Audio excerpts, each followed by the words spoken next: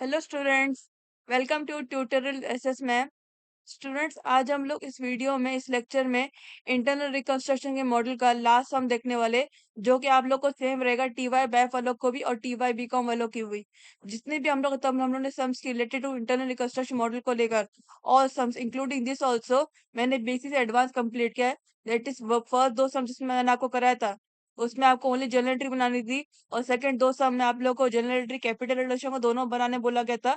और जो बच्चे जो सिक्स सम से इंक्लूडिंग दिस ऑल्सो, जिसमें आप लोग को general entry capital reduction account balance sheet तीनों चीजें बनानी थी, जिसमें यहाँ पर मैंने हर एक के सम को लेकर हर एक की चीज बनाई with all the entries covered in it. तो आज हम लोग टाइम वेस्ट नहीं करते और आपका लास्ट वाला से related to internal recursive model को लेकर स्टार्ट करते हैं। इसके बाद हम लोग ये वाले सम के बाद इंटरनल रिकर्सिव मॉडल को लेकर कोई भी सम नहीं करेंगे। या तो हम लोग कोई और मॉडल का शुरू करेंगे रिलेटेड टू एफए ओनली, या फिर कोई और प्रैक्टिकल सब्जेक्ट का कोई मॉड्यूल सब्जेक्ट शुरू करेंगे related to that particular subject. तो इसका क्वेश्चन है, the following balances appeared in the books of Nervous Limited as on 31 March 2025। यहाँ पर आप लोग को टेबल दिया गया बैलेंस, यानी कि आपकी बैलेंस शीट ही है। एक में साइड आपको क्रेडिट बैलेंस दिया गया, एक में आपको डेबिट साइड दिया गया, यानी कि आपका एक क्रेडिट साइड वाला लाइबिलिटी है और डेबिट साइड वाला आपका एसेट्स आपको दिए गए। इसके अलावा आप लोग को यहाँ पे इंफॉर्मेशन दी गई है। और जिससे आप लोग को बताया, हमेशा मैंने आपको बताया, आपको इंटरनल रिकंस्ट्रक्शन मॉडल को लेकर सबसे एंड में बोला जाता है क्या बनाना है। तो हम लोग इसमें देखते हैं कि क्या बनाने बोला है आपको। You are required to prepare, तीन चीज बनानी बोली गई, necessary journal entries to record about scheme of reconstruction in the books of Nervous Limited. एक आपको जर्नल एंट्री बनानी है। सेकंड आप लोग को कैपिटल रिडक्शन बनाने बोला गया है। एंड थर्ड आप लोग को बैलेंस शीट बनानी बोली गई है। तो अभी हम लोग वन बाय वन प्रिपेयर करते हैं। So first we will prepare journal entry.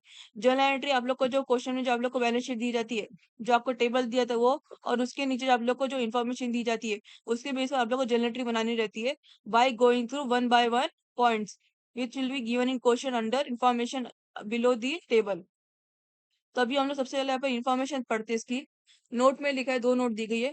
A, claims for damage against company pending in court of law amounted to ₹1 lakh, यानी कि क्लेम्स फॉर डैमेजेस, कंपनी के अगेंस्ट जो कुछ भी यहाँ पर डैमेज हुआ यहाँ पर, तो उसका यहाँ पर कंपनी ने कोर्ट में फाइल की, उसका केस की है, जिसका कितना कॉस्ट है, ₹1 लाख का यहाँ पर डैमेज का वाला कॉस्ट है।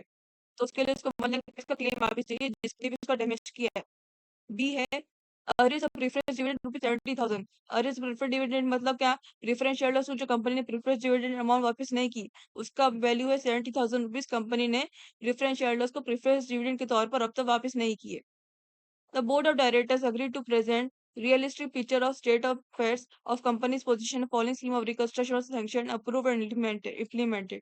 यहाँ पर जो है कंपनी ने यहाँ पर कुछ यहाँ पर डाली स्कीम्स ऑफ रिकंस्ट्रक्शन, यहाँ पर अप्रूव किया, यहाँ पर अप्रूव भी हो गई, इसको सैंक्शन भी हो गई, इम्प्लीमेंट भी कर दिया गया। सो first will go through one by scheme हम लोग यहाँ पर गो थ्रू करते हैं, फिर उसके बेस पर जनरल एंट्री में उसकी ट्रांजेक्शन डालेंगे। फर्स्ट स्कीम है, preference shares were reduced to equal number of fully paid preference shares और ₹80 each। प्रेफरेंस शेयर्स की लाइबिलिटी है, तो हम लोग देखते हैं बैलेंस शीट आपको राइट साइड में आपको दिया गया होगा, क्रेडिट बैलेंस में आपको दिया है 10,007% cumulative preference ₹100 each fully paid ₹10 lakh. यहाँ पर बैलेंस शीट में उसकी वैल्यू कितनी दी गई है, हर एक प्रेफरेंस शेयर्स की वैल्यू ₹100 दी गई है। और यहाँ पर स्कीम में बोला गया है प्रेफरेंस शेयर जो है वो रेड्यूस हो गए, कितना? इक्वल नंबर, यानी कि जो प्रेफरेंस शेयर्स है, number of preference shares equal number of, यानी कि इक्वल नंबर, यहाँ पर नंबर ऑफ प्रेफरेंस शेयर्स उतने रहेंगे, कितना नंबर ऑफ प्रेफरेंस शेयर्स दिए? 10,000 आप लोग के नंबर ऑफ प्रेफरेंस शेयर्स है। तो ये नंबर ऑफ प्रेफरेंस शेयर्स उतने रहेंगे, लेकिन यहाँ पर रेड्यूस हो गया, कितना? पहले उसकी वैल्यू ₹100 थी, फेस वैल्यू की वैल्यू ₹100 थी, अभी उसकी रेड्यूस होकर वैल्यू कितनी? ₹80 यहाँ पर हो गई। लाइबिलिटी है, लाइबिलिटी जब भी रेड्यूस तो कंपनी को फायदा होता है, तो कंपनी को फायदा कितने का हुआ?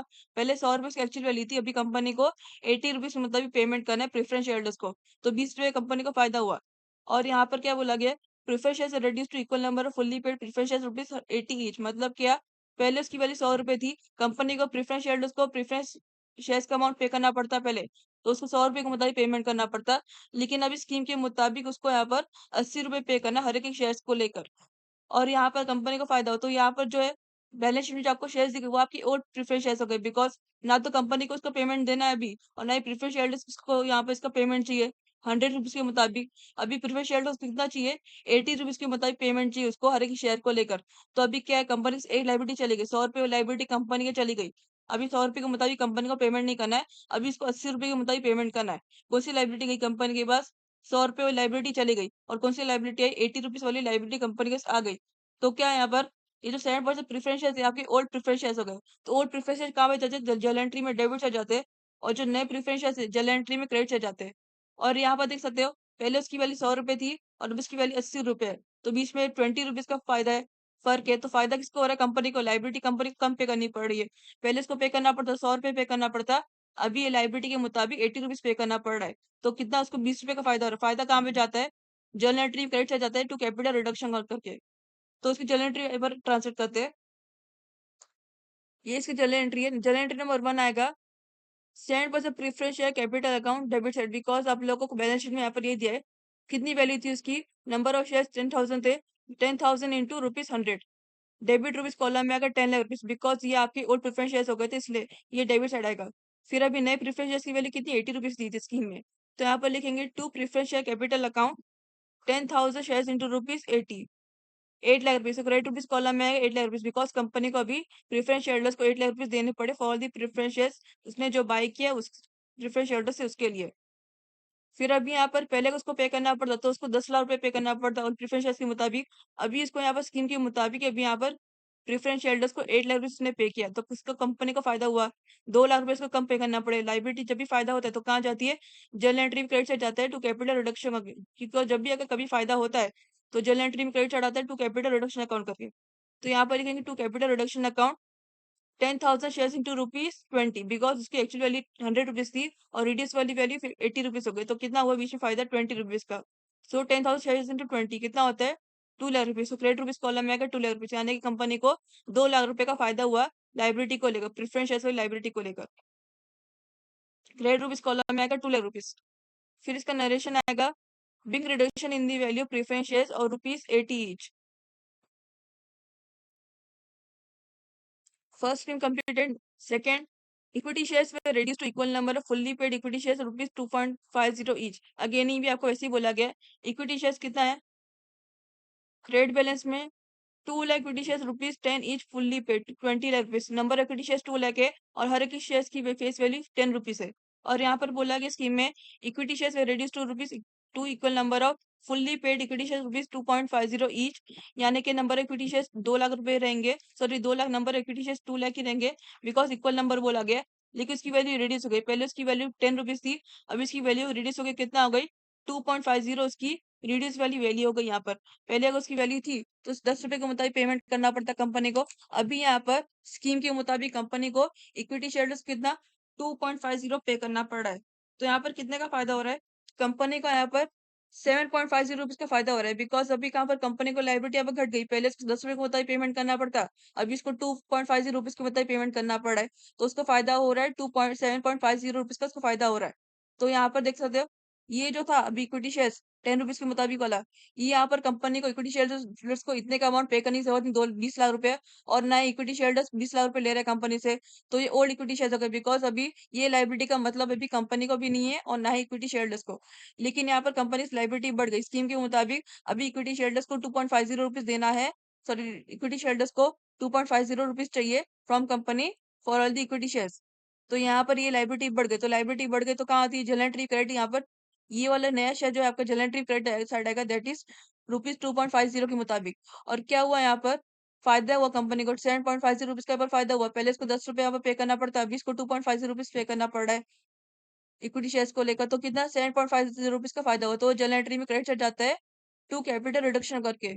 सो will enter this, remember number equity shares कितने 2 लाख है, सो will enter this in general entry. Journal entry number 2 आएगी, equity share capital account debit set कितने थे, नंबर इक्विटी शेयर 2 लाख थे और हर एक की शेयर की वैल्यू ₹100। सो यहाँ पर लिखेंगे 2 लाख, सॉरी हर एक शेयर की वैल्यू ₹10 थी, तो यहाँ पे लिखेंगे 2 lakh into shares, 2 lakh shares into ₹10 is equal to 20 lakh. Debit rupees column में आएगा 20 लाख। अभी ये वाली लाइबिलिटी का ना तो कंपनी को मतलब है ना इक्विटी शेयर्स को, इसलिए डेबिट साइड आएगी। फिर अभी स्कीम के मुताबिक इक्विटी शेयर्स को कितना 2.50 चाहिए हर एक की शेयर्स के, कंपनी ने जो बाय की उसके मुताबिक। तो ये लाइबिलिटी अभी कंपनी के पास आ गई, तो जनरल एंट्री में क्या होगा, क्रेडिट साइड होगा, बिकॉज जब भी लाइबिलिटी का रूल क्या है, लाइबिलिटी का नॉर्मली क्रेडिट बैलेंस थे, जब वो घटती है या फिर जाती है तो वो डेबिट होती है, और जब बढ़ती है आती है तो वो क्रेडिट होती है। तो ये equity share capital account credit हो जाएगा, that is to equity share capital account 2 lakh shares into ₹2.50। Is equals to आपको 5 लाख रुपीज वैल्यू में, तो क्रेडिट रुपीज कॉलम में आएगा 5 लाख रुपीज। अभी कंपनी ने इक्विटी शेयर्स को लेकर इतना पेमेंट की इक्विटी शेयरहोल्डर्स को। फिर अभी क्या हुआ, अगर पहले ओल्ड इक्विटी शेयर्स के मुताबिक इसको 20 लाख रुपए पे करना पड़ता है, अभी इसको नई इक्विटी शेयर्स के मुताबिक ओनली 5 लाख रुपीज पे करना पड़ा इक्विटी शेयरहोल्डर्स को। अभी लाइबिलिटी कम हो गई, पहले 20 लाख थी, अभी 5 लाख हो गई, तो लाइबिलिटी कम हो गई, तो कंपनी को फायदा होता है। और फायदा कहाँ जाता है, कैपिटल रिडक्शन अकाउंट में। तो आप लिखेंगे to capital reduction account, that is कितना का फायदा हुआ, 15 लाख रुपीज का फायदा हुआ, कंपनी को 15 लाख रुपीज कम पे करना पड़े। सो क्रेडिट रुपीज कॉलम में आएगा 15 लाख रुपीज। इसका नरेशन आएगा being reduction in the value equity shares और rupees 2.50 each. Journal scheme number 3 आएगी, preference shareholders waived half of the arrears of preference dividend rupees and sorry dividend and 14,000 equity shares rupees 2.50 each fully paid up were issued to them in lieu of the business balance। मतलब क्या, preference shareholders अभी देख सकते हो note number 2 में था, earlier preference dividend rupees 70,000 rupees, company ने preference shareholders को उनका प्रीफरेंस डिविडेंड का हिस्सा 70,000 रुपीज अब तक उन्होंने पे नहीं की। तो क्या बोला गया, preference shareholders waived half of the earlier of dividend. तो याद नहीं कि इसका वैल्यू कितनी थी, 70,000 उसकी रुपीज की वैल्यू थी। नोट में देख सकते हो नोट नंबर 2 में दिया था। सो 70,000 उसको कंपनी को पे करना था प्रीफरेंस शेयरहोल्डर्स को प्रीफरेंस डिविडेंड के तौर पर। तो यहाँ पर प्रीफरेंस शेयरहोल्डर्स ने क्या बोला, वेव्ड। वेव्ड मतलब उसने माफ कर दिया half of earlier of dividend, यानी कि 70,000 में से उसने आधा माफ कर दिया। 70,000 इंटू 1/2 कितना होता है, 35,000 रुपीज। 35,000 रुपीज प्रीफरेंस शेयरहोल्डर्स ने प्रीफरेंस डिविडेंड वाला अमाउंट माफ कर दिया। And 14,000 equity shares rupees 2.50 each fully paid were issue to them in lieu of the balance. मतलब जो बचा जो बैलेंस है कितना, 70,000 यहाँ पर उसका था, उसमें से हाफ उसने माफ कर दिया प्रेफरेंस शेयरहोल्डर्स ने। तो बचा जो बैलेंस है कितना बचा, 35,000 उसका बैलेंस बचा। तो यहाँ पर उसको किस फॉर्म में चाहिए, 35,000 वाला बैलेंस किस फॉर्म में चाहिए, 14,000 इक्विटी शेयर रुपीज 2.50 ईच, यानी कि उसको नंबर ऑफ शेयर 14,000 होने चाहिए इक्विटी शेयर्स के, और उसमें हर एक शेयर की वैल्यू 2.50 रुपीज होनी चाहिए।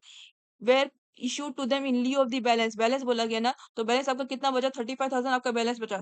तो 35,000 बैलेंस के मुताबिक उसको क्या चाहिए, for number of equity share 14,000 होने चाहिए, और हर एक शेयर की वैल्यू 2.50 होनी चाहिए। अगर आप इसको मल्टीप्लाई करते हैं that is 14,000 share into rupees 2.50, तो भी आप लोग को 35,000 वैल्यू मिलेगी। यानी कि प्रीफरेंस शेयरहोल्डर्स ने यहाँ पर ये रखा है कि मुझे अभी बचाओ बैलेंस कैश अमाउंट में या फिर किसी और फॉर्म में नहीं चाहिए, उसको यहाँ पर नंबर ऑफ शेयर्स के फॉर्म में चाहिए, शेयर्स के फॉर्म में चाहिए। सो will enter this journal entry. ये जो वेट वाला है ना, ये वाली जर्नल एंट्री आपकी एक पार्ट थी, तो ये आपकी नहीं आएगी, बिकॉज जब भी प्रेफरेंस शेयरहोल्डर्स का प्रेफरेंस डिविडेंड वेट होता है तो उसकी जर्नल एंट्री में हम लोग उसकी एंट्री बिल्कुल नहीं लाते।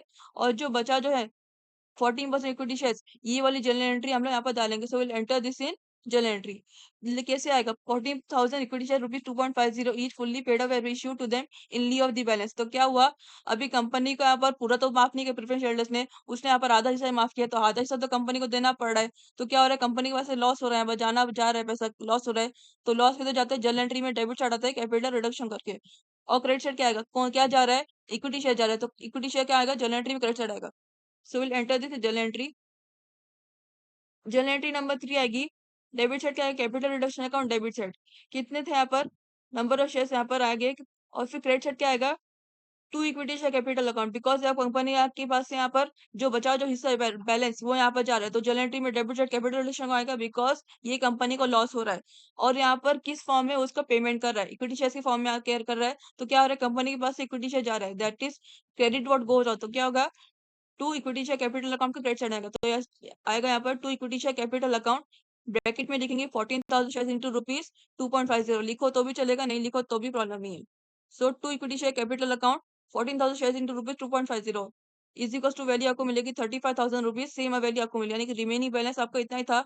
70,000 में जब उसने हाफ माफ कर दिया तो बचा से 35,000, तो रिमेनिंग बैलेंस आपको इतना ही था, यानी कि इतना उसने इक्विटी शेयर के फॉर्म में मांगा कंपनी से, इक्विटी शेयरहोल्डर्स में।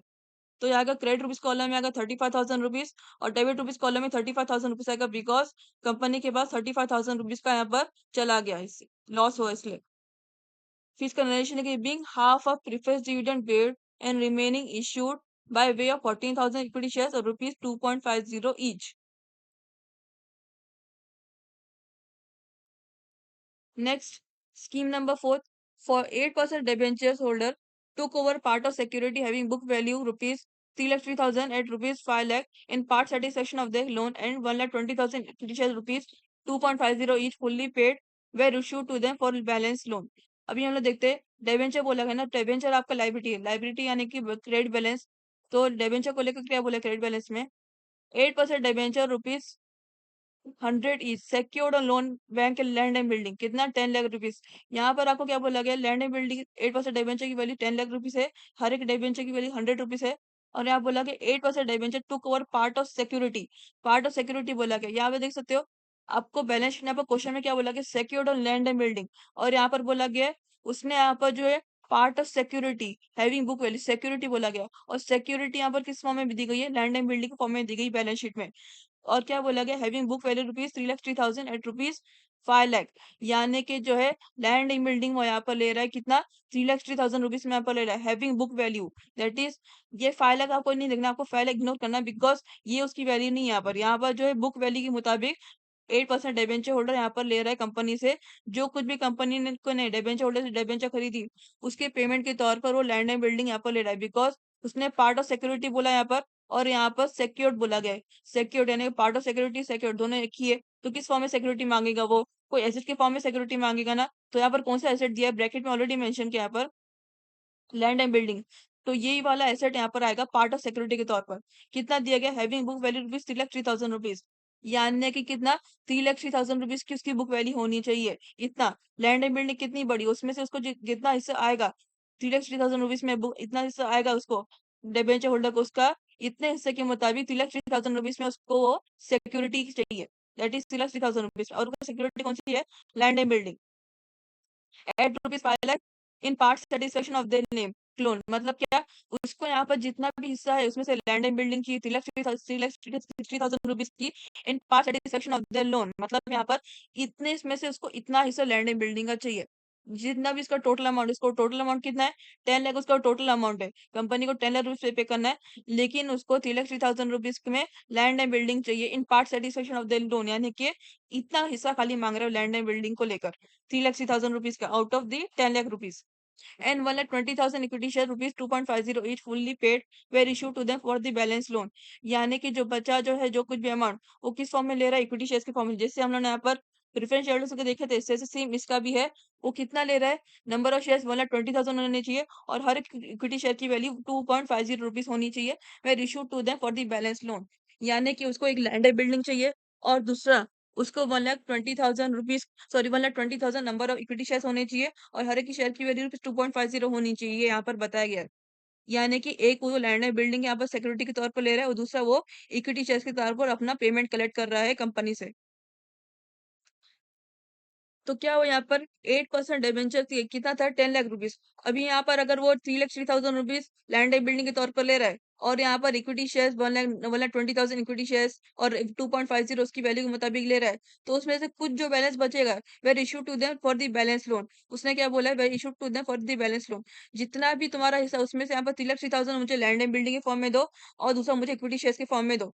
अभी हम लोग यहाँ पर कैलकुलेट करना है, यहाँ पर जो जनरल एंट्री में एंटर करेंगे, 1,20,000 इंटू 2.50 कितना होता है, 1,20,000 इंटू 2.50 इज इक्वल टू आपको वैल्यू मिलती है 3 लाख रुपीज, तो यहाँ पर उसको ओनली 3 लाख रुपीज यहाँ पर गेन हुआ है from buy after buying equity share from company, तो कितना 3 लाख रुपीज को गेन हुआ, और लैंड एंड बिल्डिंग की वैल्यू कितनी 3,03,000 रुपीज है, और यहाँ बोला were issue to them for the balance loan, मतलब यहाँ पर जितना भी बैलेंस लोन है उसमें से यहाँ पर उसने ये दोनों चीजें यहाँ पर ली। अभी इसका देखते हैं 3,03,000, 3,03,000 और 3 लाख कितना होता है, लैंड एंड बिल्डिंग का 3,03,000 रुपीज और इक्विटी शेयर का 3 लाख, कितना हुआ 6,60,000 रुपीज आप लोग को मिलेगा, यानी कि कितना उसका उसका बैलेंस कितना, टोटल अमाउंट कितना है 10 लाख, तो बचा हुआ जो बैलेंस है यहाँ पर कितना बैलेंस बचेगा, 3,40,000 रुपीज समथिंग बैलेंस बचेगा, तो यानी कि कंपनी को 3,40,000 रुपीज पे नहीं करना, बिकॉज उसने पूरा यहाँ पर पूरी तरह से बोल दिया है were issue to them for the balance loan, यानी कि यहाँ पर इक्विटी शेयर्स को यहाँ पर उसने उसी फॉर्म में पूरी तरह से ले लिया। अब यहाँ पर उसने बोला कि मुझे जितने भी इक्विटी शेयर्स के फॉर्म में यहाँ पर आता है 2.50 होना चाहिए, नंबर ऑफ शेयर्स 1,20,000 होनी चाहिए, उसने ये नहीं सोचा कि जो बचा बैलेंस है वो मैं किस फॉर्म में लूँ कंपनी से, मेरा जितना भी हिसाब निकलता है कंपनी को देना है मुझे, वो मैं बचा हुआ बैलेंस के मुताबिक किस फॉर्म में लूँ, वो सब उसने कोशिश सोचा। उसने यहाँ पर ये दो चीज यहाँ पर कंडीशन रख दी कंपनी के सामने, तो कंपनी को इसको दो के मुताबिक पेमेंट करना है, from company to debenture holder, इसके मुताबिक इतना पेमेंट जाएगा, एक लैंड एंड बिल्डिंग को लेकर और इक्विटी शेयर्स को लेकर। तो यहाँ क्या क्या हो रहा है यहाँ पर, अभी कंपनी के जब डिबेंचर्स उसने खरीदा था कंपनी ने डिबेंचर होल्डर से, तो कितनी, हर एक डिबेंचर की वैल्यू 100 रुपीज थी। तो ये डिबेंचर तो जा रहा है। अभी कंपनी को यहाँ पर उसने डिबेंचर होल्डर जो कंडीशन रखा है, इसको लैंड बिल्डिंग के फॉर्म में चाहिए, इक्विटी शेयर के फॉर्म में चाहिए। तो इस मुताबिक क्या है कि 8% डिबेंचर तो पूरी तरह से चला गया, लाइबिलिटी है पूरी तरह चली गई। तो लाइबिलिटी जाती है तो कहाँ होती है, जनरल एंट्री में डेबिट होती है। तो 8% डिबेंचर आपका जनरल एंट्री में डेबिट साइड आएगा विद 10 लाख रुपीज अमाउंट। और क्या है, लैंड एंड बिल्डिंग यहाँ पर सिक्योरिटी के फॉर्म में डिबेंचर होल्डर ले रहा है कंपनी से, कितना, 3,03,000 रुपीज में। तो ये आपका जनरल एंट्री क्रेडिट आएगा because land and building assets है। एसेट्स को नॉर्मली डेबिट बैलेंस से जब उसकी वैल्यू घटती है तो वो डेबिट, सॉरी, जब उसकी वैल्यू बढ़ती है तो वो डेबिट होता है, और जब उसकी वैल्यू घटती है फिर रिटर्न ऑफ होता है एसेट्स, तो वो क्रेडिट होता है। यहाँ पर एसेट जा रहा है, लैंड एंड बिल्डिंग एसेट है, तो ये land and building debenture holder के पास जा रहा है। तो ये आपका जनरल एंट्री में क्रेडिट हो जाएगा, दैट इज 3,03,000 रुपीज अमाउंट के साथ। और यहाँ पर जो है क्या जा रहा है, इक्विटी शेयर्स में यहाँ पर जा रहा है, क्रेडिट वोट गोज, तो यहाँ पर क्या जा रहा है, इक्विटी शेयर्स भी जा रहे हैं कंपनी के, तो ये भी आपका जनरल एंट्री में क्रेडिट होगा। So first we will enter this journal entry. Journal entry number 4 आएगी, कितना था बैलेंस शीट आपको दिया था, 8% डिबेंचर अकाउंट आएगा डेबिट साइड, बिकॉज ये वाली लाइबिलिटी कंपनी को ना तो इससे मतलब है ना ही डिबेंचर होल्डर को, बिकॉज ये आपकी ओल्ड डिबेंचर वाली वैल्यू हो गई। कितना वैल्यू थी, 10 लाख रुपीज। ये कंपनी को यहाँ पर भी पे नहीं करना है डिबेंचर होल्डर को, डिबेंचर होल्डर ने दूसरी कंडीशन रख दी, इसलिए उसको भी यहाँ पर इससे मतलब नहीं। सो डेबिट रुपीज कॉलम में आएगा 10 लाख रुपीज। फिर उसने बोला था यहाँ पर part of the security, part of the security to cover part of the security book value rupees 3,03,000 rupees. और यहाँ पर बैलेंस में बोला गया था secured loan land and building. उसने एग्रीमेंट के तौर पर सिक्योरिटी रखा था, कौन से यहाँ पर एसेट लूंगा अगर तुम यहाँ पर मुझे पेमेंट नहीं कर सको, तो यहाँ पर उसने लैंड एंड बिल्डिंग के तौर पर रखा था। और यहाँ पर उसने बोला है हैविंग बुक वैल्यू 3,03,000 रुपीज, यानी कि वो लैंड एंड बिल्डिंग यहाँ पर ले रहा है, और कितने रुपीज में ले रहा है, 3,03,000 रुपीज में यहाँ पर ले रहा है। तो ऐसे जा रहा है, तो ये भी आपका जनरेटिव क्रेडिट हो जाएगा, that is to land and building account, rupees column में आएगा, क्रेडिट रुपीज कॉलम में आएगा 3,03,000 रुपीज। फिर यहाँ पर नंबर ऑफ शेयर्स किस फॉर्म में ले रहा है वो, 1,20,000 इक्विटी शेयर्स होने चाहिए, और एक शेयर की वैल्यू 2,50,000 होनी चाहिए। सो यहाँ पर इसकी भी जनरेटरी पास करते, ये भी कंपनी के पास से जा रहा है इक्विटी शेयर, तो ये भी जनरेटरी में क्रेडिट हो जाएगा, that is to equity share capital account, 1,20,000 share into rupees 2.50, rupees का थ्री क्रेडिट रुपीज कॉलम में कितना वैल्यू मिलेगी उसकी, 3 लाख रुपीज, यानी कि 3 लाख रुपीज का उसने इक्विटी शेयर टोटल ले लिया कंपनी से डिबेंचर होल्डर ने। फिर यहाँ पर देख सकते हो, ये तो उसकी लाइबिलिटी थी, उसको 8% डिबेंचर की वैल्यू पूरा कंपनी से यहाँ पर लेनी चाहिए थी, लेकिन उसने क्या लिया,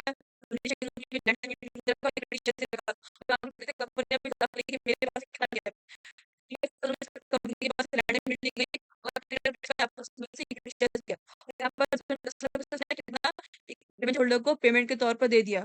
तो 3,60,000 प्लस 3 लाख कितना हुआ, 6,60,000 रुपीज यहाँ पर उसने डिबेंचर होल्डर को पूरा पेमेंट कर दिया। बाकी उसने बैलेंस अमाउंट के बारे में डिबेंचर होल्डर ने बोल दिया था कि मैं इतने, तो ये दोनों चीजें ले रहा हूँ, पार्ट ऑफ सिक्योरिटी ले रहा हूँ और इक्विटी शेयर्स ले रहा हूँ। उसने यहाँ पर वो कुछ सोचा नहीं कि यहाँ पर मेरा जो बचा बैलेंस है मैं किस फॉर्म में लूँ, और मेरा बचा हुआ बैलेंस कितना है किस फॉर्म में लूँ, सब कुछ सोचा नहीं। तो यहाँ पर उसने कुछ जिक्र ही नहीं किया, तो क्या यहाँ पर मतलब डिबेंचर होल्डर के तौर पर उसका पूरा पेमेंट कंपनी ने से उसने रिसीव कर लिया।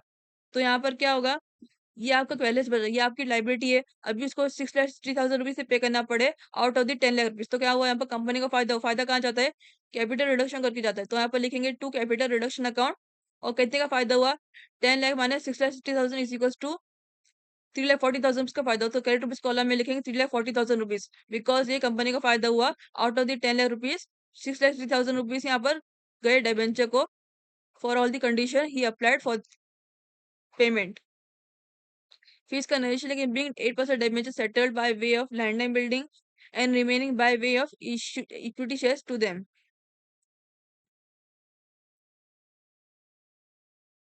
Next is scheme number 5, debenture holders waived their interest due on debentures. यहाँ पर क्या हुआ, देखते हैं अभी लाइबिलिटी साइड में कितना दिया गया इंटरेस्ट, डिबेंचर्स इंटरेस्ट ड्यू कितना, 40,000 रुपीज दिया गया है, यानी कि कंपनी ने जो कुछ भी डिले की पेमेंट करने पर डिबेंचर होल्डर को, उसमें से कितना इंटरेस्ट लगा, 40,000 रुपीज का, यानी कि company to debenture holder 40,000 rupees का उसको डिबेंचर होल्डर को इंटरेस्ट पेमेंट करना है। Debenture holders waive their interest due on debentures, यानी कि जितना भी इसका इंटरेस्ट निकलता था उसने यहाँ पर कंपनी को माफ कर दिया। तो क्या हुआ यहाँ पर, उसने डिबेंचर होल्डर्स ने यहाँ पर सारा का सारा इंटरेस्ट अपना माफ कर दिया, तो क्या हुआ, कंपनी का फायदा हुआ। अभी यहाँ पर आपको वेव लिखा गया, जब भी आपको प्रेफरेंस शेयर्स को लेकर वेव बोला जाना है तो उसकी जनरल पास नहीं करनी है, यहाँ पर डिबेंचर होल्डर को लेकर इसकी इंटरेस्ट वाली जनरल एंट्री पास करनी रहेगी, that is debenture holder wave their interest due on debentures, ये वाली आपको जनरल एंट्री पास करनी रहेगी। उसने क्या यहाँ पर माफ किया, डिबेंचर इंटरेस्ट ड्यू यहाँ पर उसने माफ किया 40,000 रुपीज का। तो जनरल एंट्री में आपका डेबिट से क्या किया जाएगा, इसकी बात हो रही है, तो जनरल एंट्री में डेबिट से डिबेंचर इंटरेस्ट ड्यू आएगा, और क्रेडिट साइड क्या आएगा? अभी कंपनी को उसने माफ कर दिया, तो माफ कर दिया तो क्या कंपनी का फायदा हो? फायदा कहाँ जाता है? जर्नल एंट्री क्रेडिट साइड जाता है कैपिटल रिडक्शन करके। सो will enter this in journal entry. Journal entry number 5 आएगी debentures interest due account debit side. कितना अमाउंट था बैलेंस शीट में? 40,000। सो rupees column debit rupees column में आएगा 40,000 रुपीज। फिर क्या कंपनी का फायदा हुआ? अभी उसने डिबेंचर होल्डर्स ने उसने वेव कर दिया, तो कंपनी का फायदा हुआ। तो फायदा यहाँ पर इसके तौर पर आएगा to capital reduction account credit rupees column में सेम अमाउंट आएगा, दैट इज 40,000 रुपीज। फिर narration being debentures interest waived by debenture holders. Next, sixth scheme, the claims for damages pending in court of law were settled by issue of 12,000 equity shares of rupees 2.50 each fully paid. यहाँ पर उसने क्या बोला है? Note number 1 में हम लोग को देता claims for damage against company pending court of law amounted to rupees 1 lakh. ध्यान दें कि यहाँ पर उसमें स्कीम के मुताबिक बोला the claims for damages pending in court of law way settle bye issue of 12,000 equity share rupees 2.5 fully paid. यानी कि कंपनी को जो कुछ भी उसका डैमेज हुआ था, तो जो कुछ भी उसको पेमेंट रिसीव होना चाहिए सामने वाली पार्टी से, तो कितना 1 लाख रुपीज उसकी एक्चुअल वैल्यू थी। 1 लाख रुपीज को पेमेंट रिसीव होना चाहिए था सामने वाली पार्टी से। लेकिन अभी यहाँ पर जो है किस फॉर्म में यहाँ पर सेटल हो रहा है, बस स्कीम के मुताबिक क्या हो रहा है, उसको 1 लाख रुपीज का पूरा पेमेंट नहीं चाहिए कंपनी को। तो कंपनी किस फॉर्म में चाहिए? उसको 12,000 इक्विटी शेयर होने चाहिए, मिलने चाहिए। और हर एक की शेयर की वैल्यू इसने 2.50 रुपीज यहाँ पर लगा के दो उसको, कंपनी को। तो कितना है? बट नंबर ऑफ शेयर 12,000 बोला गया, हर एक शेयर की वैल्यू रुपीज 2.50 दी गई है। तो ये क्या हुआ यहाँ पर? 12,000 इंटू 2.50, यहाँ पर नंबर ऑफ शेयर 12,000 है। और यहाँ पर उसकी वैल्यू कितनी? 2.50 यहाँ पर होनी चाहिए। तो यहाँ पर जो है देख सकते हैं आप लोग का कंपनी के पास क्या हो रहा है, यहाँ पर कंपनी के पास यहाँ पर लॉस हो रहा है, बिकॉज यहाँ पर सामने वाली पार्टी ने जब उसका केस की, तो यहाँ पर उसको कितना, उसको यहाँ पर 1 लाख रुपीज देने थे। लेकिन अभी स्कीम के मुताबिक सामने वाली पार्टी ने मान गई, तो यहाँ पर उसको कितना क्या पे करना पड़ रहा है? इक्विटी शेयर देना पड़ रहा है। तो यहाँ पर लेकिन कंपनी का सब कुछ जा रहा है यहाँ पर। अभी इसको कितने 12,000 इक्विटी शेयर यहाँ पर जा रहे हैं, और हर एक शेयर की 2.50 लगानी चाहिए। इन केस अभी इक्विटी शेयर की वैल्यू कभी ज्यादा होगी, अभी यहाँ पर 2.50 रुपीज मांग रहे हैं, तो क्या हो रहा है? कंपनी को यहाँ पर लॉस हो रहा है। तो लॉस का अंदर जनरल एंट्री में डेबिट चढ़ जाता है कैपिटल रिडक्शन करके। और क्रेडिट साइड क्या आएगा? किसकी बात हो रही है यहाँ पर? That is the claims for damage pending in court of law way settle bye issue of 12,000 equity share rupees 2.50 fully paid. ये यहाँ पर इक्विटी शेयर की बात हो रही है। क्या जा रहा है कंपनी के पास से? कंपनी से इक्विटी शेयर जा रहा है। और क्या हो रहा है?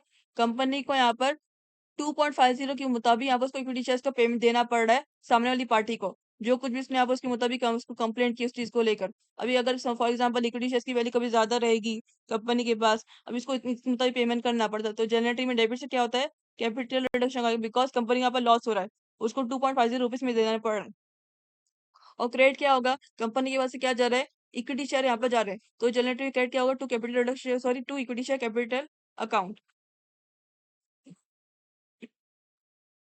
सो enter the journal entry. Journal entry number 6 आएगी capital reduction account debit, because ये कंपनी को लॉस हो रहा है। वो 2.50 के मुताबिक इक्विटी शेयर्स मांग रहा है 12,000। तो यहाँ पर लिखेंगे 12,000 शेयर्स इंटू रुपीज 2.50। कितनी वैल्यू मिलेगी? 30,000 रुपीज। तो डेबिट रुपीज कॉलम में आएगी 30,000 रुपीज। फिर कंपनी के पास से क्या जा रहा है? इक्विटी शेयर जा रहा है। तो क्रेडिट साइड आएगा to equity share capital account 12,000 shares into rupees 2.50 is equals to 30,000 rupees. Credit rupees column में कितना? 30,000 रुपीज आएगा, बिकॉज इतने के शेयर्स की वैल्यू के मुताबिक इक्विटी शेयर जा रहे हैं थर्ड पार्टी को। फिर नरेशन आएगा बिंग कंटीजेंट लाइबिलिटी सेटल। ये कंटीजेंट लाइबिलिटी थी, यानी कि बिकॉज ये आपकी थर्ड पार्टी से इन्वॉल्व थी, इसलिए इसको contingent liability. Next scheme number 7, directors converted the loan into equity share rupees 2.50 is fully paid. ये भी इस इक्विटी शेयर्स को लेकर ही अपना लोन मांग रहा है। तो देखते हैं लोन कितना डायरेक्टर का। क्रेडिट सेट दिया होगा लोन फ्रॉम डायरेक्टर्स कितना? 2 लाख रुपीज। 2 लाख रुपीज का लोन है। और यहाँ पर क्या कर रहा है? कंपनी को डायरेक्टर को लोन, यहाँ पर उस पार्टी को डायरेक्टर को लोन वापस देना है। Director converted the loan into share rupees 2.50 is fully paid. Director बोलता है कि यहाँ पर तुम अपना यहाँ पर मुझे लोन लोन नहीं पेमेंट कर सकते, यहाँ पर डायरेक्टली कैश फ्लो में पेमेंट नहीं कर सकते हो। तो क्या करो? मुझे इक्विटी शेयर्स के फॉर्म में दे दो। इसमें हर एक शेयर्स की वैल्यू कितनी? 2.50 होनी चाहिए। अभी यहाँ पर उसने ये मेंशन नहीं किया गया नंबर ऑफ इक्विटी शेयर्स कितने। जितने भी आपके ये टाइप की आपकी स्कीम में बोला गया, उसमें नंबर ऑफ इक्विटी शेयर्स भी दिए गए थे। जितनी भी आपको पहले वाली स्कीम में बोला गया था इक्विटी शेयर्स को लेकर, उसमें आपको नंबर ऑफ इक्विटी शेयर्स भी दिए गए थे, लेकिन इसमें आप लोगों को नंबर इक्विटी शेयर्स नहीं दिया गया। सो first will calculate number of equity shares कितने रहेंगे। लोन फ्रॉम डायरेक्टर्स कितना है? 2 लाख यहाँ पर loan from directors. 2 lakh rupees पे करना है कंपनी को, डायरेक्टर को। और कितनी उसने जब डायरेक्टर ने यहाँ पर ना लोन वापस किया तो किस फॉर्म में मांगा, इक्विटी शेयर्स में, और हर एक शेयर की वैल्यू कितनी होनी चाहिए, 2.50। सो 2 लाख डिवाइड बाय 2.50 करेंगे, इज इक्वल टू आपको मिलता है 80,000, यानी कि आपके नंबर इक्विटी शेयर्स कितने, 80,000 इक्विटी शेयर्स मिलने चाहिए डायरेक्टर को। हमारे शेयर्स की वैल्यू कितना, 2.50 होनी चाहिए यहाँ पर। तो क्या हो रहा है यहाँ पर, कंपनी के यहाँ पर किसकी बात हो रही है, डायरेक्टर लोग के लोन की बात हो रही है। तो क्या होगा, जनरल एंट्री में डेबिट क्या होगा, डायरेक्टर लोन आपका जनरल एंट्री में डेबिट होगा। क्रेडिट में क्या होगा, किसके यहाँ पर किस फॉर्म में वो मांग रहा है, इक्विटी शेयर्स के फॉर्म में जा रहा है। तो यहाँ पर कंपनी के यहाँ से क्या हो रहा है, इक्विटी शेयर्स के फॉर्म में उसका लोन का अमाउंट पूरी तरह से जा रहा है डायरेक्टर को। तो क्या होगा, जनरल एंट्री क्रेडिट जाएगा, इक्विटी शेयर वाला एंट्री क्रेडिट से जाएगी। सो will enter the journal entry. Journal entry number 7 आएगी, डायरेक्टर्स लोन अकाउंट, बिकॉज ये कंपनी को यहाँ पर देना पड़ रहा है, यहाँ पर डायरेक्टर का लोन का पूरा भरपाई करनी पड़ रही है। तो जनरल एंट्री में डेबिट होगा, that is directors loan account debit side. कितना अमाउंट था उसका, 2 लाख रुपीज। तो ब्रैकेट रुपीज कॉलम में आएगा 2 लाख रुपीज, बिकॉज उसने नंबर ऑफ शेयर्स मेंशन नहीं किया था, हम लोग ने यहाँ पर उसके वैल्यू के मतलब नंबर ऑफ शेयर्स निकाले थे, इसलिए यहाँ पर इसको पूरा का पूरा अमाउंट ही देना रहेगा कंपनी को, डायरेक्टर को। तो डेबिट रुपीज कॉलम में कितना, 2 लाख रुपीज आएगा। फिर उसके नीचे आएगा क्रेडिट साइड में किसकी बात हो रही है, इक्विटी शेयर के फॉर्म में यहाँ पर डायरेक्टर को लोन पूरा पेमेंट करना पड़ा। तो क्रेडिट साइड क्या आ जाएगा, to equity share capital account, because company के पास इक्विटी शेयर जा रहे हैं। तो क्या आएगा, to equity share capital account, कितना नंबर ऑफ शेयर हम लोग को मिले थे 80,000। सो 80,000 शेयर इंटू रुपीज 2.50 दी गई थी वैल्यू। तो 80,000 into 2.50 is equal to 2 lakh rupees.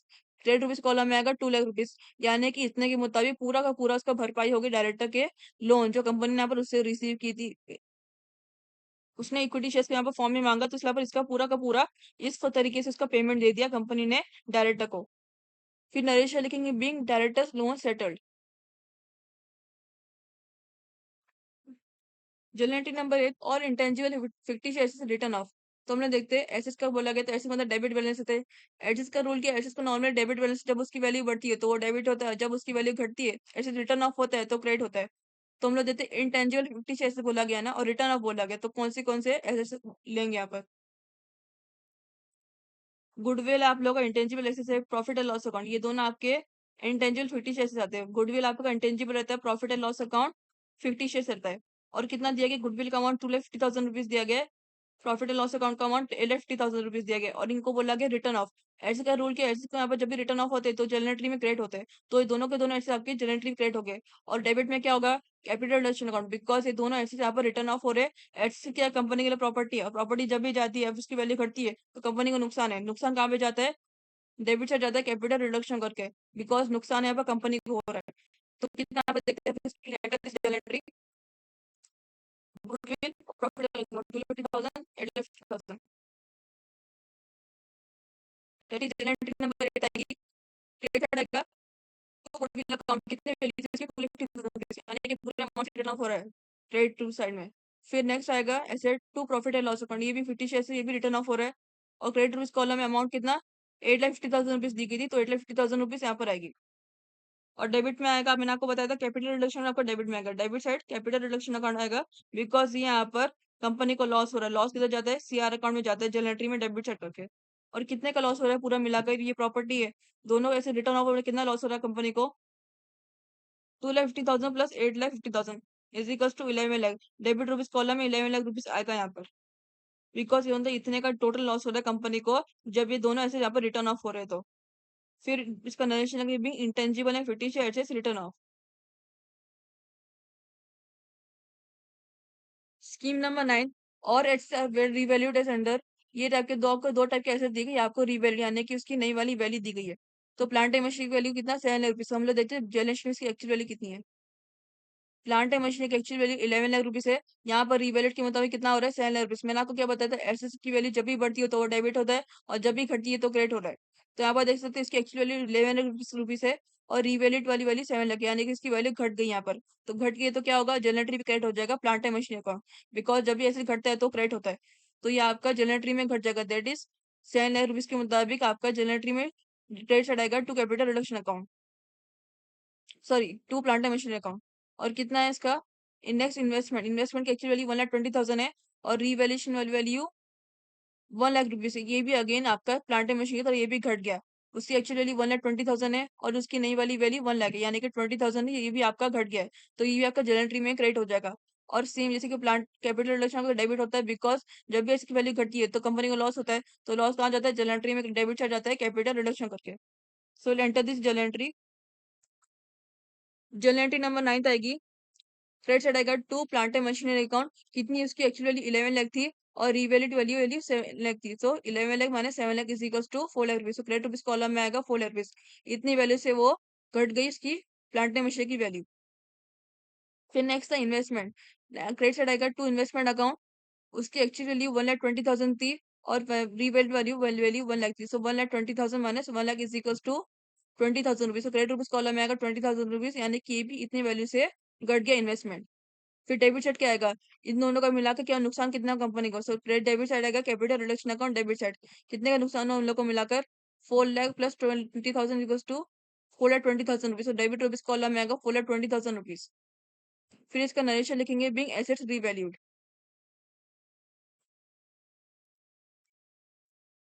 इसके बाद आप लोग कोई स्कीम नहीं दी गई and we have already covered all the 9 schemes. तो मतलब अभी आप लोगों को क्या यहाँ पर इससे आप लोग की जर्नल एंट्री कंप्लीट हो गई। अभी हम यहाँ पर आसानी से कैपिटल रिडक्शन का यहाँ पर एंटर कर सकते हैं, बिकॉज जर्नल एंट्री अगर आप लोग बनाए तो आप लोग कैपिटल रिडक्शन आपका बनाना बिल्कुल भी मुश्किल नहीं है, इसलिए now will go for preparing capital reduction account with the help of journal entry. ये आप लोग कैपिटल रिडक्शन अकाउंट है नर्वस लिमिटेड का। अभी हम लोग टाइम वेस्ट नहीं करते, जर्नल एंट्री से कैपिटल रिडक्शन में इसकी एंट्री ट्रांसफर करते हैं कैपिटल रिडक्शन अकाउंट में। So will go first one by journal entry. Journal entry number 1 में क्या है, सेंड टू कैपिटल रिडक्शन, आपका जर्नल एंट्री क्रेडिट साइड आ रहा है capital reduction account 2 lakh rupees, और डेबिट साइड क्या आ रहा है 7% प्रीफरेंस है capital account. So will enter this capital reduction account, capital reduction credit side में आएगा बाय 7% प्रीफरेंस है कैपिटल अकाउंट, उसका खुद का अमाउंट आएगा that is 2 lakh rupees. Next second journal entry में अगेन इसमें आपका कैपिटल रिडक्शन आपका क्रेडिट साइड आ रहा है that is 15 lakh rupees, debit side आ रहा है आपका इक्विटी शेयर कैपिटल अकाउंट, तो इसका अपोजिट आंसर करेंगे दैट इज कैपिटल रिडक्शन का क्रेडिट साइड में आएगा by equity share capital account, उसका खुद का amount 15 lakh rupees.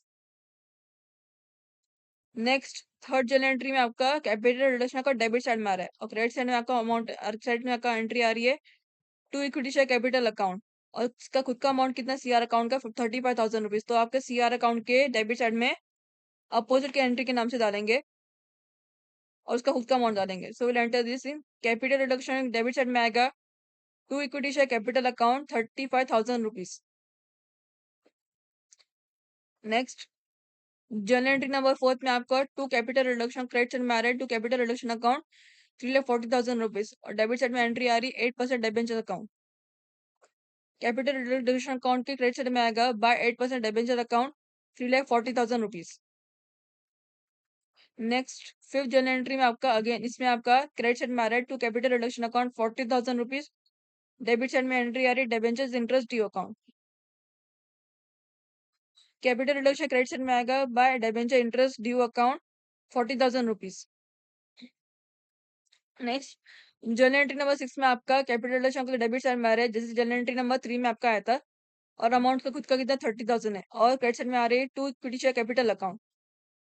Enter this capital reduction debit side में आएगा to equity share capital account, इसका खुद का अमाउंट आएगा दैट इज 30,000 रुपीज, जो कि आपको जर्नल एंट्री में दिया था सीआर अकाउंट का अमाउंट। जर्नल एंट्री नंबर 7 में आपका कैपिटल रिडक्शन आ ही नहीं रहा है, तो इसका एंट्री आपकी नहीं आएगी सीआर अकाउंट में। जर्नल एंट्री नंबर 8 में आपका कैपिटल रिडक्शन का डेबिट साइड में आ रहा है 11 लाख रुपीज करके, और क्रेडिट साइड में एंट्री आ रही है to goodwill account to profit and loss account. तो ये दोनों की एंट्री और उनके अपने अपने amount capital reduction debit side में डालेंगे, बिकॉज अगर जर्नल एंट्री में आप लोग इन दोनों के अमाउंट के टोटल करते तो आप लोग 11 लाख रुपीज मिल जाएगा आप लोग को, जो कि हमने जर्नल एंट्री के टाइम पर किए थे। तो इन दोनों की अपनी अपनी एंट्री और इनके अपने अपने अमाउंट हम लोग ट्रांसफर कर सकते कैपिटल रिडक्शन अकाउंट में। सो will enter this in capital reduction account. Capital reduction debit side में आएगा टू गुडविल अकाउंट, आपका खुद का अमाउंट गुडविल का 2,50,000 रुपीज आएगा। फिर आएगा next to profit and loss account, PNL account का उसका खुद का अमाउंट रुपीज कॉलम में आएगा 8,50,000 रुपीज। फिर नेक्स्ट जर्नल एंट्री नंबर 9 में अगेन इसमें आपका कैपिटल रिलेशन का डेबिट साइड में आ रहा है 4,20,000 रुपीज है, क्रेडिट साइड है to profit plant and machine account to investment account, plant and machine का अमाउंट 4 लाख है, टू इन्वेस्टमेंट अकाउंट का 20,000 रुपीज है। इन दोनों को ऐड कर दे तो आप लोग को डेबिट साइड का टोटल मिल जाता है 4,20,000। तो इन दोनों की अपनी अपनी एंट्री और उनके अपने अपने अमाउंट हम लोग कैपिटल रिडक्शन में ट्रांसफर करेंगे। तो हम लोग यहाँ पे डालते हैं कैपिटल रिडक्शन। अगर डेबिट साइड में आएगा to plant and machinery account 4 lakh rupees और टू इन्वेस्टमेंट अकाउंट 20,000 रुपीज। इसके बाद आप लोग कोई एंट्री बची हम लोग की? नो, कोई भी आपकी एंट्री नहीं बची है। Now will can easily take the total for debit side and credit side for capital reduction account. तो फर्स्ट हम लोग डेबिट साइड टोटल निकालते। 35,000 plus 30,000 plus 2,50,000 plus 8,50,000 plus 4 lakh plus 20,000।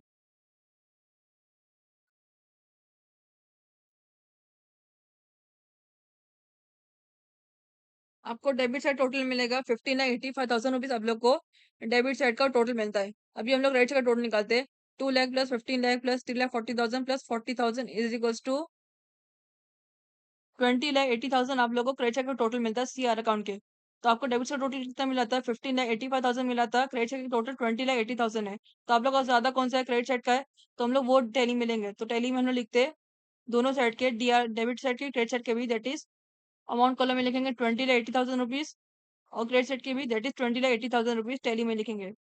और डेबिट साइड हम लोग निकालते हैं। अभी आप लोग को डिफरेंस कितना मिला डेबिट साइड में? क्रेडिट साइड में आपका सेम अमाउंट था जो कि हमने टैली में यहाँ पे डाल दिया, ज्यादा अमाउंट वही था तो टैली में उन्होंने वही अमाउंट डाले। डेबिट साइड में आपको कितना डिफरेंस मिलेगा यहाँ पर? 15,85,000 उसका टोटल था और टैली में अमाउंट कितना? 20,80,000 है। तो फिर difference, take the difference for it, that is 20,80,000 minus 15,85,000। आपको वैल्यू मिलेगी 4,95,000। आपको वैल्यू मिलती है, डिफरेंस आपको मिलता है डेबिट साइड में। तो हम लोग क्या कहते हैं, सीआर अकाउंट डेबिट साइड का डिफरेंस किस नाम से डालते हैं? कैपिटल रिजर्व अकाउंट के लिए डालते हैं। फिर enter that capital capital reduction account debit side में आएगा to capital reserve account. Bracket में लिखेंगे बैलेंस फिगर, बिकॉज आपका डिफरेंस अमाउंट है तो बैलेंस फिगर लिखेंगे। कितना मिला था? 20,80,000 माइनस 15,85,000 इज इक्वल टू 4,95,000। तो रुपीज कॉलम में लिखेंगे 4,95,000 rupees amount for capital reserve. अभी देख सकते हैं हम लोग ने यहाँ पर कैपिटल रिजर्व को छोड़कर जितनी भी हमने यहाँ पर एंट्री पास की थी आपकी general entry to capital reduction वाली एंट्री थी। अभी आप लोग को जो है कैपिटल रिजर्व आपको कैपिटल रिडक्शन खुद मिला है तो इसकी एंट्री हम लोग capital reduction account to general entry करेंगे। यहाँ पर आपको क्या मिला है? Capital reduction account debit side में टू कैपिटल रिजर्व मिल रहा है। तो जनरल एंट्री में यहाँ पर अपोजिट हो जाएगा बिकॉज हम लोग जनरल एंट्री से लेकर कैपिटल रिडक्शन को अपोजिट नाम से ट्रांसफर करते हैं इसलिए। तो ये आप लोग का यहाँ पर अपोजिट हो जाएगा जनरल एंट्री में लेकर। यहाँ पर आपका कैपिटल रिडक्शन का डेबिट हो रहा है तो जनरल एंट्री में ये कैपिटल रिजर्व आपका क्रेडिट हो जाएगा। और किस अकाउंट की बात हो रही है? कैपिटल रिडक्शन अकाउंट की, तो ये जनरल एंट्री में डेबिट हो जाएगी। सो will enter the general entry. ऊपर मैंने स्पेस भी छोड़ा इसके लिए, दैट इज तो यहाँ पर आएगा जनरल एंट्री नंबर 10 आएगा। कौन से अकाउंट की बात हो रही है? Capital reduction account. तो डेबिट साइड आएगा कैपिटल रिडक्शन अकाउंट और यहाँ पर कैपिटल रिडक्शन का क्रेडिट साइड में क्या हो रहा है? तो डेबिट साइड में टू कैपिटल रिजर्व आ रहा है तो ये जनरल एंट्री में क्रेडिट साइड आएगा तो it is to capital reserve account. और उसका खुद का अमाउंट दोनों साइड आएगा। डेबिट साइड में वो अमाउंट आएगा 4,95,000 रुपीज एंड क्रेडिट साइड में भी same, that is 4,95,000 rupees. Narration is being balance transferred. और अभी आप लोग की जर्नल एंट्री में आपके जब लास्ट में आप लोग एकदम ये वाली एंट्री मिल जाती तो इसका मतलब आप लोग का सारी की सारी जर्नल एंट्री कंप्लीट होगा including the schemes journal entry also that we mention here. और हम लोग यहाँ पे कैपिटल रिडक्शन हम लोग टैली भी हो गया, बैलेंस फिगर भी मिल गया होगी। इसका मतलब आप लोग का सीआर अकाउंट भी पूरी तरह से कंप्लीट हो गया। Now we can easily go for preparing balance sheet. Now this is your balance sheet. Nervous Limited and reduced balance sheet is on 31st March 2025 after reconstruction। ये आप लोग की वर्टिकल फॉर्मेट की बैलेंस शीट है जो कि आप लोग को इस फॉर्मेट से बनानी रहती है इंटरनल रिकंस्ट्रक्शन को लेकर। इस फॉर्मेट से बनाते हैं पर्टिकुलर्स नोट कॉलम जो कि आप लोग का नोट्स टू अकाउंट्स को लेकर काम आता है। यहाँ पर उसकी एंट्री यहाँ पर डालनी रहती है नंबर वाइज। फिर आता है रुपीज कॉलम। फिर हम लोग का यहाँ पर वर्टिकल बैलेंस शीट दो पार्ट में डिवाइड रहती है, एक रहती है लाइबिलिटीज एक रहती है एसेट्स। सबसे पहले कौन सा आता है? Liabilities. So will enter that. First आएगा equity and liabilities. Equity liabilities में भी तीन पार्ट रहते हैं, shareholders fund, non current liabilities, current liabilities. सबसे नंबर वन देखते हैं। नंबर वन आएगा shareholders fund. Shareholders fund में भी दो टाइप रहते हैं, एक रहता है शेयर कैपिटल, एक रहता है रिजर्व सरप्लस। अब ये लोग सबसे पहले यहाँ पर जैसे हम लोग पहले करते थे वैसे हम लोग नहीं करते, अभी डायरेक्ट यहाँ पर सबसे पहले क्वेश्चन में देखते हैं शेयर होल्डर्स फंड को लेकर कौन सी एंट्री क्वेश्चन में दी गई है। क्रेडिट साइड देंगे बिकॉज ये लाइबिलिटी को लेकर बोले। एक आपको प्रेफरेंस शेयर्स दिया गया इक्विटी शेयर, शेयर कैपिटल को लेकर। शेयर कैपिटल जो कि आपका शेयर होल्डर्स फंड का पहला पार्ट रहता है। ए पार्ट को तो कौन सा? शेयर कैपिटल को प्रेफरेंस शेयर्स दिया, इक्विटी शेयर्स। सबसे पहले हम लोग प्रेफरेंस शेयर्स का देखते हैं कितना दिया। 10,007 cumulative preference share ₹100 etch fully paid 10 lakh rupees. Liability क्या? लाइबिलिटी को नॉर्मली क्रेडिट बैलेंस है, जब उसकी वैल्यू बढ़ती हो तो वो क्रेडिट होती है, जब उसकी वैल्यू घटती है तो वो डेबिट होता है। तो हम लोग देखते हैं ये वाली सेम वाली लाइबिलिटी कहाँ पर है, अगर जनरल एंट्री में डेबिट हो रही है तो ये माइनस हो जाएगी बैलेंस शीट को लेकर, अगर ये जनरल एंट्री में क्रेडिट हो रही है तो ये ऐड हो जाएगी बैलेंस शीट को लेकर। So let's see that preferences general entry में। जनरेटरी नंबर वन में देख सकते हैं आप लोग का सेम पर जो प्रीफेस है कैपिटल अकाउंट डेबिट साइड में आया कितना 10 लाख रुपीज। तो ये मतलब यहाँ पर सेम अमाउंट से यहाँ पर डेबिट हो रहा है, तो मतलब ये पूरी तरह से बैलेंस शीट को यहाँ पर पूरी तरह से डिडक्ट हो जाएगा बिकॉज लाइबिलिटी यहाँ पर डेबिट में आ रही है। लेकिन उसी के नीचे यहाँ पर नया प्रीफरेंस शेयर को लेकर जो कि स्कीम में आपको बोला गया था उसके मुताबिक ये आपको क्रेडिट हो रहा है, that is to preference share capital account. कितना क्रेडिट हो रहा है 8 लाख रुपीज यहाँ पर क्रेडिट हो रहा है, तो ये आपका बैलेंस शीट में यहाँ पर ऐड होगा बिकॉज यहाँ पर लाइबिलिटी क्रेडिट होती है। लाइबिलिटी जब भी क्रेडिट होती है तो वो ऐड होता है बैलेंस शीट को लेकर। और कितने यहाँ पर क्वेश्चन के मुताबिक कितना यहाँ पर नंबर ऑफ प्रेफरेंस शेयर्स थे, 10,000 नंबर ऑफ प्रेफरेंस शेयर्स थे। और यहाँ पर कितना स्कीम के मुताबिक इसकी वैल्यू 80 रुपीज दी थी। सो will enter this in case of note stock first. Note stock यहाँ पर एंटर करेंगे, नोट स्टॉक नंबर वन आएगा। So, कौन सी शेयर कैपिटल एंट्री करें तो यहाँ पर नंबर वन आएगा शेयर कैपिटल। शेयर कैपिटल में हम लोग कौन से टाइप का शेयर लेते हैं बैलेंस शीट को लेकर, इशूड एंड सब्सक्राइब। तो सबसे पहले आएगा इशूड एंड सब्सक्राइब। उसमें कौन सा सबसे पहले नंबर ए लिखेंगे प्रेफरेंस शेयर्स को लेकर, नंबर ए आएगा 10,000 शेयर मतलब प्रेफरेंस शेयर्स और ₹80 ईच बिकॉज ये आपका स्कीम के मतलब 80 रुपीज था और नंबर ऑफ शेयर्स क्वेश्चन में 10,000 दिए गए थे। तो लिखेंगे 10,000 शेयर मतलब प्रेफरेंस शेयर्स ₹80 ईच। कितनी वैल्यू मिलेगी जनरल एंट्री में आपको रेट 8 लाख रुपीज, और रुपीज कॉलम में लिखेंगे 8 लाख रुपीज फॉर शेयर मतलब preference shares. Now will go for second part that is equity shares. Balance sheet में यहाँ पर कितना बोला गया है ट्रेड बैलेंस में, that is 2 lakh equity shares ₹10 each fully paid 20 lakh. तो हमने नंबर ऑफ शेयर्स कितने 2 लाख दिए गए, हर एक शेयर की वैल्यू ₹10 दी गई। तो हम लोग देखते हैं जनरल एंट्री में कहाँ पर होगा, अगर डेबिट हुआ तो माइनस होगा, क्रेडिट हुआ तो ऐड होगा। जनरल एंट्री नंबर टू में आप देख सकते हैं आप लोग का जो capital equity share capital account ये आपका डेबिट हो दैट इज 20 लाख रुपीज। तो मतलब वो वाला बैलेंस शीट को लेकर, क्वेश्चन वाली बैलेंस शीट को लेकर और ये वाली जनरल एंट्री को लेकर ये आपका यहाँ पर डेबिट हो रहा है, वहां पर वो क्वेश्चन में दिया था सेम अमाउंट, तो यहाँ पर पूरी तरह से ये वाली लाइबिलिटी यहाँ पर डिडक्ट हो जाएगी, दैट इज 20 लाख पूरी तरह से डिडक्ट हो जाएगा for entering in balance sheet. लेकिन उसी के नीचे नए वाले इक्विटी शेयर्स दिए गए जो कि आप लोग को स्कीम मुताबिक 2.50 रुपीज दिया गया। और ये क्या बोला गया क्रेडिट साइड में that is to equity share capital account, तो ये आपका लाइबिलिटी यहाँ पर क्रेडिट साइड में आ रहा है, तो ये बैलेंस शीट को लेकर ऐड हो जाए दैट इज 5 लाख रुपीज आपका नई वाली बैलेंस शीट यहाँ पर ऐड हो जाएगा। उसके देख सकते हैं आपको स्कीम नंबर थ्री में भी, सॉरी जनरेटिंग नंबर थ्री में भी ऐसे हम लोगों ने बहुत सी स्कीम्स हम लोग देख सकते हैं। हम लोग को इक्विटी शेयर्स को लेकर बोला गया था, डायरेक्टर को लेकर बोला गया था, प्रीफेस डिविडेंड को लेकर बोला गया था, साको को लेकर बोला गया था। तो सेम आपका जनरेटिंग नंबर थ्री में आपका इक्विटी शेयर कैपिटल हम क्रेडिट साइड में आ रहे हैं। अगेन यहाँ पर क्रेडिट हो रहा है तो ये भी आपका ऐड हो जाएगा फॉर एंटरिंग बैलेंस शीट। कितना था, एक उसका अमाउंट 5 लाख रुपीज था जनरेटरी नंबर टू में, जनरेटरी में नंबर थ्री में इसका अमाउंट 35,000 है। तो ये दोनों अमाउंट ऐड होगी for entering in case of notes accounts for balance sheet under share capital. फिर नेक्स्ट देखते हैं जनरेटरी नंबर फोर्थ में, इसमें भी आपका अगेन इसमें equity share capital credit side में आ रहा है दैट इज 3 लाख रुपीज। तो ये भी आपका बैलेंस शीट को लेकर ऐड हो जाएगा that is 5 lakh plus 35,000 plus 3 lakh. फिर जर्नल एंट्री नंबर सिक्स में अगेन इसमें आपका equity share capital account credit हो रहा है दैट इज 30,000 रुपीज से क्रेडिट हो रहा है। तो ये भी आपका ऐड हो जाएगा दैट इज पहला आपका 5 लाख रुपीज वाला क्रेडिट वाला, सेकंड इक्विटी प्रेफरेंस डिविडेंड को लेकर 35,000 वाला ऐड होगा। नेक्स्ट डिबेंचर्स वाले के लुक कर 33 लाख रुपीज ऐड होगा। फिर नेक्स्ट कंटीजेंट लाइबिलिटी को लेकर 30,000 रुपीज वाला ऐड होगा। सेम सेम सेवन स्कीम को लेकर भी, सेवन जनरल एंट्री को लेकर भी आपका क्रेडिट हो रहा है, तो ये भी आपका ऐड होगा that is 5 lakh plus 35,000 plus 3 lakh plus 30,000 plus 2 lakh.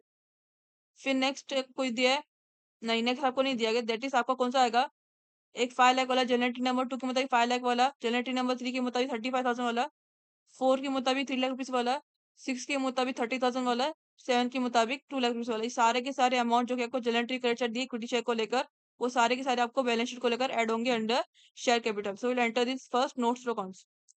Notes accounts में बी लिखेंगे दैट इज इक्विटी शेयर्स और ₹2.5 बिकॉज सारे के सारे शेयर्स आपको जो वो आपके 2.50 रुपीज लगाया गया था हर एक शेयर को लेकर, प्रीफरेंस शेयर होल्डर्स को लेकर, प्रीफरेंस डिविडेंड को लेकर भी, कंटीजेंट लाइबिलिटी को लेकर भी और डिबेंचर को लेकर, सब आपको 2.50 रुपीज लगा, इसलिए हमने यहाँ पर 2.50 यहाँ पर डाल दिया that is equity shares ₹2.50 each. Bracket में लिखेंगे 5 lakh plus 35,000 plus 3 lakh plus 30,000 plus 2 lakh because सारे के सारे आपको जेलेंट्री भी क्रेडिट हो रही है, इसलिए हमने यहाँ पर ऐड किए।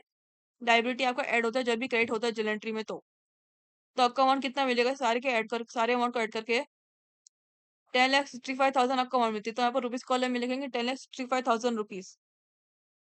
इससे आप लोग पूरी तरह शेयर कैपिटल प्रेफरेंस शेयर पे एंटर कर दिए, इक्विटी शेयर पे एंटर कर दिए। अभी इसका टोटल निकालते हैं। Total is equal to 8 lakh plus 10,65,000 is equal to 18,65,000 rupees आप लोगों को मिला, तो टोटल शेयर कैपिटल 18,65,000 मिला। सो first will enter this in balance sheet, that is balance sheet share holders fund के अंदर ये लिखेंगे शेयर कैपिटल, नोट कॉलम में आएगा 1, फिर रुपीज कॉलम में टोटल दैट इज 18,65,000 रुपीज। फिर शेयर होल्डर्स फंड का फर्स्ट टाइप हो गया। सेकंड आएगा B, reserve surplus. So first you see then question में क्या दिया, रिजर्व सरप्लस। आपको कोई रिजर्व सरप्लस नहीं, कोई भी आपको रिजर्व सरप्लस नहीं दी, फिर जनरल एंट्री में देखते हैं आपको कोई रिजर्व सरप्लस मिला है कि नहीं एक्स्ट्रा।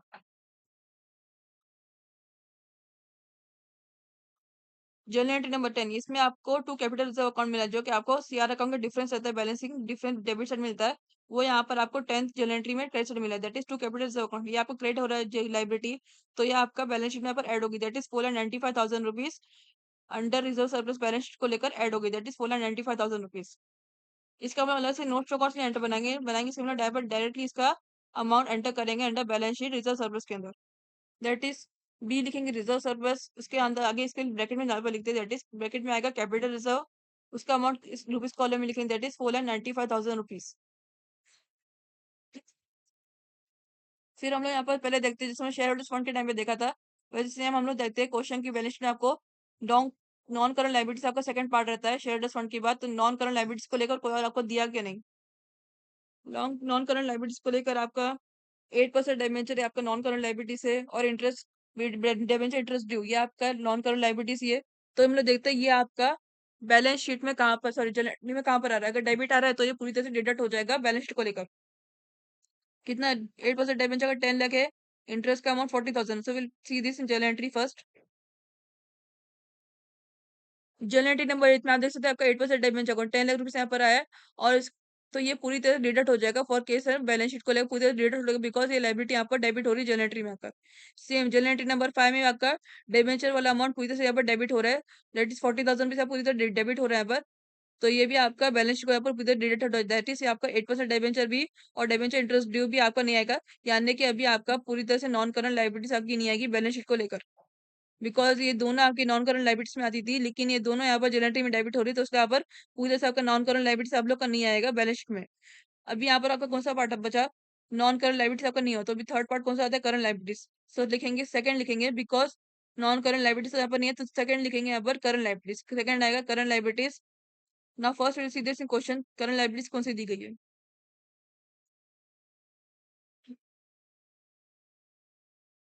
करंट लाइबिलिटीज आप देख सकते हैं आप लोग को यहाँ पर डायरेक्टली मेंशन किया है, क्रेडिट बैलेंस में यहाँ पर करंट लाइबिलिटीज डायरेक्टली आपको मेंशन किया 10 लाख रुपीज यहाँ पर आपको मेंशन किया, तो हम लोग देखते हैं इसका बैलेंस में कुछ जनरेटरी में आपको कुछ मिला है क्या 10 लाख रुपीज को लेकर करंट लाइबिलिटीज में। हम्म, नहीं, कोई भी आपका जनरेटरी में करंट लाइबिलिटीज को ट्रांजेक्शन नहीं हुआ, neither on debit side nor on credit side, तो उसका डायरेक्टली अमाउंट हम लोग यहाँ पर बैलेंस शीट में एंटर कर देंगे। तो सेकंड आएगा करंट लाइबिलिटीज, उसका यहाँ पर डायरेक्ट अमाउंट मेंशन कर दे कितना दिया था बैलेंस शीट में 10 लाख रुपीज, तो रुपीज कॉलम यहाँ पर लिखेंगे 10 लाख रुपीज। तो इससे हम लोग ने यहाँ पर बैलेंस शीट का नंबर टोटल नंबर लाइबिलिटीज वाला टोटल कंप्लीट कर दी। नाउ देखते हैं total for equity liabilities, total निकालते 18,65,000 plus 4,95,000 plus 10 lakh, total equity liabilities आप लोग को मिलेगी 33,60,000 rupees. So rupees column total लिखेंगे इसका 33,60,000 rupees, total is equal to 33,60,000 rupees for equity liabilities का। इससे आप लोग ये वर्टिकल बैलेंस का फर्स्ट पार्ट हो गया। सेकंड पार्ट लिखते हैं, सेकंड पार्ट आएगा, सेकंड लिखेंगे एसेट्स। फिर एसेट में दो टाइप कैसे आते हैं, नॉन करंट एसेट्स फर्स्ट आता है, नॉन करंट एसेट्स फिर एक आता है current assets. So first will go for first one, that is first लिखेंगे non current assets. Non current हम लोग देखते हैं क्वेश्चन की बैलेंस आपको कौन से नॉन करंट दिए गए। नॉन करंट से आपको ये दिया गया, गुडविल दिया गया, land and building, plant and machinery, investments. Profit and loss account आपका कोई भी एसेट में नहीं आएगा, बिकॉज ये फिटिश एसेट हम लोग यहाँ पर एसेट के अंदर ये वाले फिटिश एसेट हम लोग लेते नहीं है, तो ये हो गया आपके एसेट आएगा ही नहीं अंदर एसेट्स की बैलेंस शीट के एसेट्स में आपका पूरी तरह से ये वाला एसेट आएगा ही नहीं। कौन सा एसेट आता है, गुडविल है, land and building, plant and machinery, investment. तो हम लोग सबसे पहले गुडविल को देखते हैं, गुडविल आपका जनरेटिव में क्या हो रहा है। गुड ऐसे का रूल कैसे, नॉर्मली डेबिट बैलेंस है, जब उसकी वैल्यू बढ़ती है तो वो डेबिट होता है, और जब उसकी वैल्यू घटती है तो वो क्रेडिट होता है। तो हम लोग देखते हैं ये वाला एसेट कहाँ पर जा रहा है, जनरेटरी में अगर क्रेडिट साइड में आ रहा है तो ये डिडक्ट होगा, अगर जनरेटरी में डेबिट हो रहा है तो ये बैलेंस शीट को लेकर ऐड होगा। तो goodwill, land and building, plant and machinery, investment, ये चारों एसेट को लेकर हम लोग यहाँ पर वन बाय वन देखते हैं जनरेटरी में।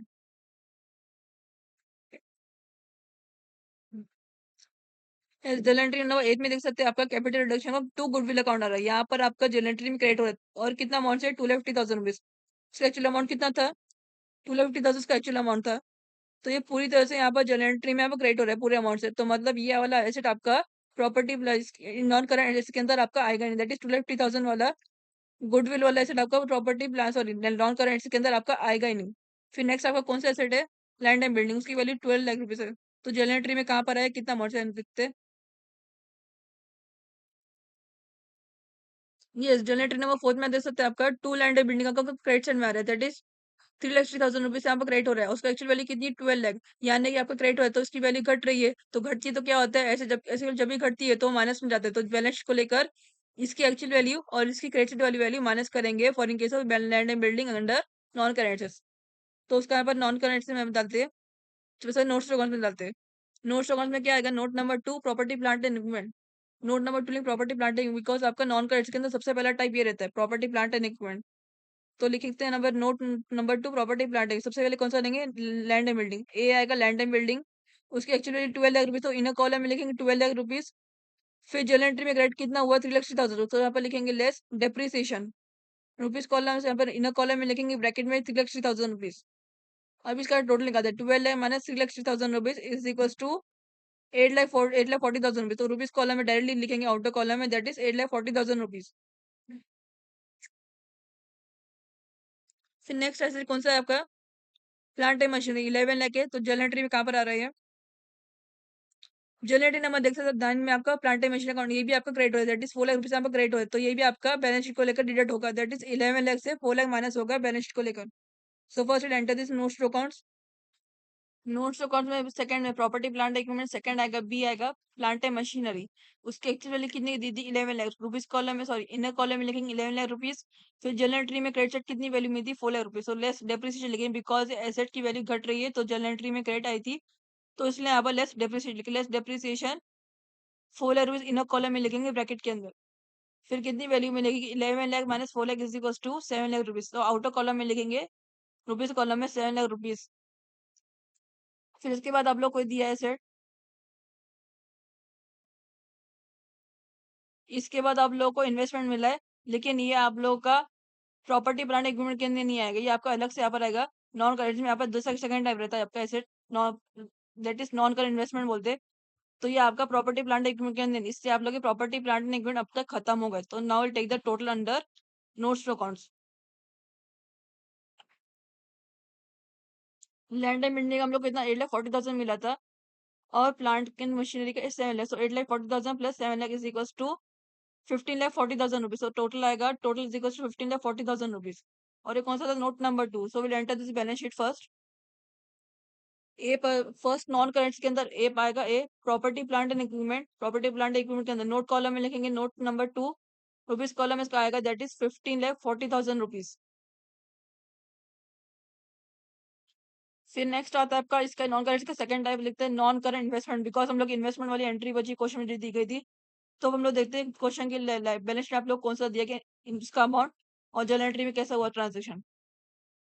इन्वेस्टमेंट का अमाउंट दिया 1,20,000 रुपीज। तो ये देखते हैं जनरल एंट्री में कहाँ पर आ रहा है, कितने अमाउंट से डिडक्ट हो रहा है सर।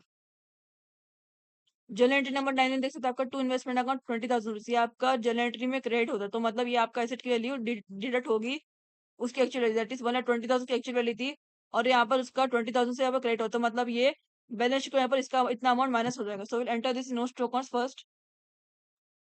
नोट्स टू अकाउंट में 3 आएगा, नोट नंबर 3 लिखेंगे नॉन कर इन्वेस्टमेंट। और नॉन कर इन्वेस्टमेंट एक्चुअल वैल्यू कितनी, इन्वेस्टमेंट की वैल्यू 1,20,000। सो रुपीज कॉलम में आएगा 1,20,000 रुपीज। फिर जनरल एंट्री में क्रेडिट कितना होता है 20,000 रुपीज से क्रेडिट हो रहा है। तो यहाँ पर लेस रिटर्न ऑफ लिखेंगे बिकॉज इन्वेस्टमेंट इसलिए डेप्रिसिएशन नहीं लिख सकते, आप लोग को लेस रिटर्न ऑफ लिखना। तो less return of rupees column में ब्रैकेट में लिखेंगे 20,000 बिकॉज क्रेडिट अमाउंट इतना हुआ था 20,000 रुपीज हुआ था जनरल एंट्री में। तो उस रुपीज कॉलम में आएगा 20,000 ब्रैकेट के अंदर लिखेंगे। अभी इसका टोटल निकालते हैं बिकॉज इसका आपको कोई और एसेट नहीं बचा है आपको रिलेटेड टू नॉन कर इन्वेस्टमेंट। टोटल निकालते हैं 1,20,000 minus 20,000 equals to 1 lakh rupees. तो टोटल आएगा 1 लाख रुपीज। और ये नोट नंबर 3 था। सो will enter this in balance sheet. Balance sheet के अंदर बी पार्ट आएगा, नॉन करेंट के अंदर बी पार्ट नॉन कर इन्वेस्टमेंट, नोट में आएगा 3। और रुपीज कॉलम में हम लोग लिखेंगे दैट इज 1 लाख रुपीज। फिर अभी हम लोग का नॉन करंट एनालिसिस पूरी तरह कंप्लीट हो गया। Now second part, that is इसके अंदर सेकंड आता है करंट एसेट्स। तो करंट एसेट्स का देखते हैं हम लोग को बैलेंस में हम लोग क्या दिया गया क्वेश्चन की। आप लोग को यहाँ पर करेंट से यहाँ पर दिया दैट इज 17,20,000 रुपीज। आप लोग को यहाँ पर एसेट्स के अंदर दिया है बैलेंस शीट क्वेश्चन के बैलेंस शीट में दैट इज 17,20,000। डायरेक्ट यहाँ पर अमाउंट दिया गया current is equal to 17,20,000 rupees. आप लोग को डायरेक्ट यहाँ पर अमाउंट दिया है। तो ये हम लोग डायरेक्टली अमाउंट मेंशन करते हैं बैलेंस शीट के ऊपर। नोट्स में कुछ नहीं लिखेंगे, डायरेक्टली हम लोग यहाँ पर इसका अमाउंट बैलेंस शीट में ट्रांसफर करते हैं। सो बैलेंस शीट में यहाँ पर आएगा नॉन करेंट के बाद नंबर 2 आएगा करंट से।